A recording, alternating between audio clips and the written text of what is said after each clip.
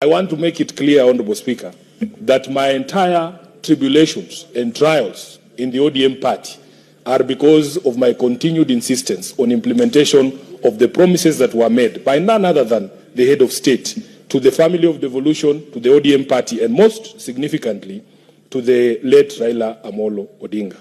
Honorable Speaker, what is most embarrassing is that Baba is being betrayed by his own people.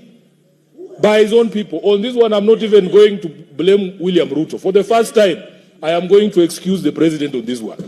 We thought as members of ODM that after we have the head of treasury coming from ODM, and is a former chairman of ODM, shame on you, Honorable Mbadi. You have shamed Baba. Because wherever he is right now, he's wondering, how is it possible that my main man is the head of treasury? And they're the ones taking us around in circles here. It is even further annoying that the head of budget, the chair of budget in the National Assembly, Samuel Atandi, member of parliament from Alego, elected on ODM, is the one betraying Baba's dream to see 450 billion Kenya shillings going to devolved units. I am deeply embarrassed as the SG of ODM.